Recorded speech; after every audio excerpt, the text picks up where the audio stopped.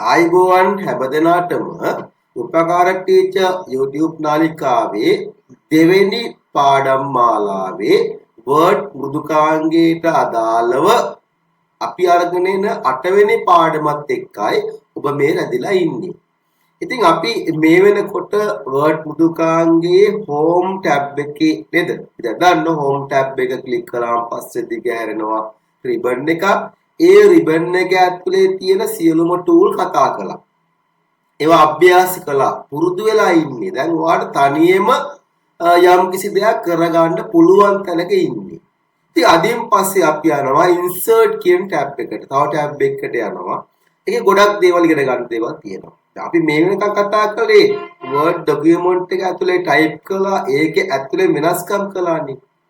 මේ insert tab එකේදී වෙන්නේ පිටස්තරයෙන් දේවල් ගියන පිටින් කියන්නේ වෙනත්කමකින් නගරකින් ගියනව නෙවෙයි ඒ තියෙන්නේ මෘදුකාංගය ඇතුලේ හැබැයි අපි ටේබල් එකක් වෙනම ගියනවනේ පින්තූරයක් වෙනම ගියනවනේ ෂේප් එකක් වෙනම ගියනවනේ අන්න එහෙම අපේ ડોකියුමන්ට් එක ඇතුළට අපි යම් දේවල් ඇතුළු කරනවා ඇතුළු කරලා අපේ ડોකියුමන්ට් එක ලස්සන කරනවා පිළිවෙලක් ඇතිව හදා ගන්නවා ඉතින් අද අපි කතා කරන්නේ insert tab එකේ තියෙන දේවල් අපි පාඩමට ගිහිල්ලා බලමු මොනවද අපිට කතා කරන්න තියෙන්නේ කියලා. හරි අපි අදත් වෙනදා වගේම Word පුදුකාංගය ඕපන් කරගන්නවා. හරි ඕපන් කරගෙන මෙහෙම blank document යනවා. හරි. අපි දැන් home tab එකේ සියල්ල කතා කරලා ඉවරයි. දැන් මතක ඇති. අද අපි යන්නේ insert කියන tab එකට වාට තියෙන insert tab එක උඩ ක්ලික් කරන්න. හරි. ක්ලික් කළාන් පස්සේ මෙන්න මේ දේවල් ටික එන්නේ.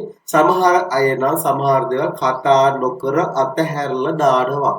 මොත් මට එහෙම අතහරින්න බෑ. මම වල ලොකු ගමනක් අරගෙන යන්නේ. ඒ නිසා මෙන්න මෙතන තියෙන මේ cover page කියලා එකක්. මොකක්ද මේ cover page කියන්නේ? දැන් අපි කියමුකෝ ඔයා දැන් document එකක් මේ හදනවා. ඒක උදාහරණයක් වශයෙන් කිව්වොත් ඔය ටියුෂන් ක්ලාස් කරන සර් කෙනෙක් හරි මිස් කෙනෙක්ට හරි ඔයා ටියුට් එකක් හදනවා. ඉක්මනට මේ ටියුට් එක ඕන කියලා ටයිප් කරන්න පුළුවන් වොයිස් ටයිපින් එකකට දාලා වැඩ කරන්න පුළුවන්. හැබැයි මේ cover page එක හදන්න පොඩි වෙලාවක් යනවා. ඔයාට පුළුවන් එහෙම කාලයක් යන හින්දා ඔයාට එහෙම අවබෝධයක්ම නැහැ කියමුකෝ. ඒ නිසා මෙන්න මේකේ අපිට මෙයාලා දෙන cover page ටිකක් තියෙනවා.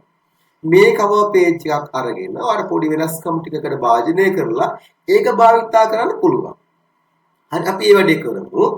කොහොමද කරන්නේ? insert tab එකේ cover page මේ චූටි ඊතලෙ උඩ ක්ලික් කරන්න. අන්න cover page මහා ගොඩක් නෑ ටිකක් තියෙනවා. මෙතන මේ ඊතලෙ ක්ලික් කරලා පොඩ්ඩක් පල්ලෙහාට එන්න. හරි. ඔයාලට කැමතිද මේ ඔයා කරන වැඩේට ගැලපෙන මේක 100% ගැලපෙන්නේ නැහැ. අපි හදිස්සියට නොදන්න හින්දා කරගන්න වැඩක් නේ. ඒ නිසා මේ තියෙන cover page එකක් පාවිච්චි කරන්න පුළුවන්. හරි. ඔයාලට කැමති එක ගන්නවා මේ ගන්නවා. ඔන්න ක්ලික් කළා. ඔන්න cover page එක.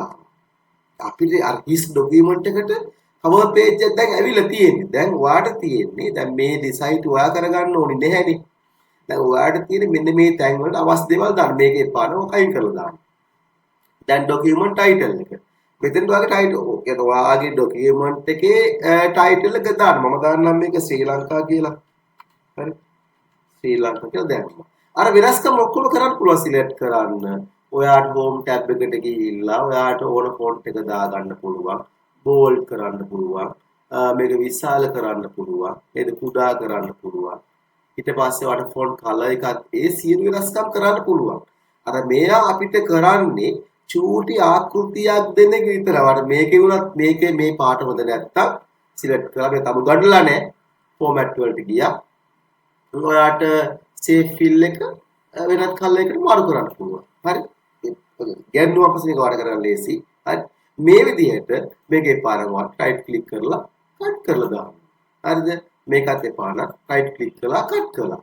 අපිට ඇඩ් කරගන්නත් පුළුවන්. එපා නම් ඉවත් කරන්නත් පුළුවන්. තේරුණාද?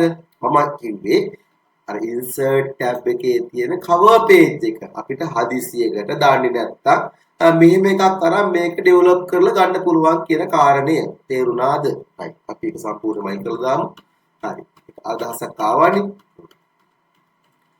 ඊට පස්සේ එතන තියෙන blank page කියලා එකක්.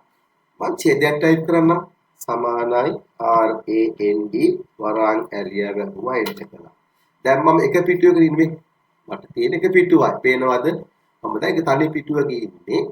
මම කරන වැඩේ මෙතනින් ඉවරයි. හරිද? මේ පිටුවේ මම මෙච්චරයි ටයිප් කරන්නේ.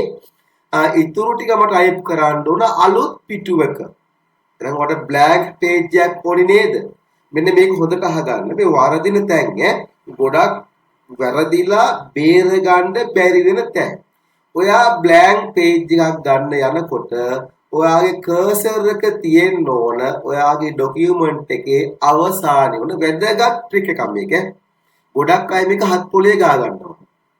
ඔයාගේ ගත්ත ඩොකියුමන්ට් එකේ ඔයා ටයිප් කරන්නේ මෙච්චරයිනේ. දැන් ඉතුරු ආයි කොටසක් ගහනවා ගහන්නේ අලුත් පිටුවකනේ. දැන් ඔය අලුත් පිටුවක් ගන්න යන්නේ. අලුත් පිටුවක් ගන්න යනකොට ඔයාගේ කර්සර් එක තියෙන්න ඕන ඩොකියුමන්ට් එකේ ටයිප් කරපු කොටසේ අග. මෙන්න මේ අග තියෙන්න ඕනි. අන්න එහෙම ගිහිල්ලා ඔයාට blank page මේ තියෙන insert tab එකේ blank page උඩ ක්ලික් කරන්න. ඔන්න අලුත් පිටුවක් ආවා. හරිද? කිසි අවුලක් නැහැ. මම අර undo කරනවා control z මම වාට ඉස්සෙල්ලා කිව්වේ වැරදිලාවත් ඔයාගේ කර්සර් එක මෙන්න මේ හරියේ තිබුණා නම් ඔයා මොකක් හදන්න ගිහිල්ලා ඔයාගේ කර්සර් එක මේ හරිය විතර තිබුණා කියන්නකෝ අන්න එහෙම තියෙද්දී ඔයා blank page එකක් ගන්න ගියා නම් මොකද්ද වෙන්නේ කොටසක් තියනවා මෙතන අනිත් කොටස වාස්ප වෙලා ඒගොල්ලෝ ගිහින් ඉන්නේ තව පිටුවක දැන් මේක ලියා ගන්න ඔයාට මාර කට්ටක් කන්න වෙනවා. දැනගෙන තිබ්බොත් හොඳයි. නැත්තම් වල කර්සර් තියලා delete එක මේක මෙතෙන්ද ගෙන්න ගන්න ඕන. ඊට පස්සේ ආයෙ මේක මෙතෙන්ද ගෙන්න ගන්න ඕන. මෙතෙන්ද ගෙන්න ගත්තන් පස්සේ ඕන්න මොකද්ද වෙන්නේ? අපි ගත් blank එකනේ. හරි අවුල් ගොඩක් නේද? ඒ නිසා මම කිව්ව කාරණා පැහැදිලි කරගන්න මොකද කරන්න ඕනි? ඔයා blank page එකක් කරනවා නම් ගන්නවා නම් සහ ඔයා page break එකක් කරනවා නම් මොන දේ කළත් කමක් නැහැ. ඔයා ඉන්න ඕන ඔයාගේ ડોකියුමන්ට් එකේ අග. හරි? කර්සර් එක කොහෙද තියෙන්නේ බලන්න. ඔයා ටයිප් කරපු කෙලවර තමයි අග තමයි තියෙන්න ඕනි කර්සර් එක. අන්න එහෙම තියෙද්දි තමයි ඔයා blank page යන්න ඕනි. page break කියන්නේත් එහෙමයි. ටයිප් කරලා යනවා. මෙතනින් ඉවරයි. අලුත් page එකක් ගන්න ඕනි. page break ක්ලික් කළාන් පස්සේ ඔන්න අලුත් එකක් එනවා. හැබැයි ඔයා page break කරන්න ගිහිල්ලා මේ හරියක වගේ හිටියොත් මොකද්ද වෙන්නේ? break වෙනවා.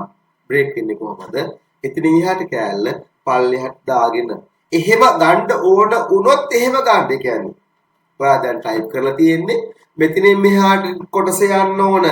දෙවෙනි පිටුවට නම් එතන කර්සර් එක තියලා page break දෙන්න. හරි? එතකොට අවුලක් නෑ. අතන කොටසක් තියෙනවා. ඔයාලා මේකට ගන්න ඕන ටික මෙතන තියෙනවා. තේරුණාද? හරි? හරි එතකොට ඔය ඕවා සරල දේවල් ගොඩක් අය අතහැරන දේවල් වැදගත් වෙන්නේ නැහැ කියලා හිතන දේවල් හැබැයි ඔයා වැඩක් කරනකොට ඔයා තාම තනින් වැඩක් කරලා නැහෙනේ ඔයා කමියුනිකේෂන් එකක් දාගෙන හරිය ජොබ් එකකට ගිහිල්ලා හරි වැඩ කරනකොට ඔයා එනවා හැබැයි ඔහොම ප්‍රශ්න ආවම පස්සේ දවස මුස්පේන් තුනේ දවසම අවුල්නේ එහෙම නොවෙන්න ඔයා කොතනකවත් හිර නොවෙන්නයි මේ කියලා දෙන්නේ වැදගත් වෙන්නේ නැති මේක බෝරින් සමහර ලාවට අවශ්‍ය නැහැ කියලා ඔයාට හිතේ අවශ්‍ය නැත්තේ නෑ ඔයා වැඩක් කරන්න ගියාම පස්සේ ඔයා හිර වුණ දවසට මේක ඕන වෙනවා. ඒ නිසා මෙහෙම දෙයක් තියෙනවා කියලා දැනගන්න අවබෝධයක් තියාගන්න එක හොඳයි. එහෙනම් අදට පාඩම ඉවර කරනවා. හැමදිනාටම ජයග්‍රාහී දවසක් ප්‍රාර්ථනා කරනවා.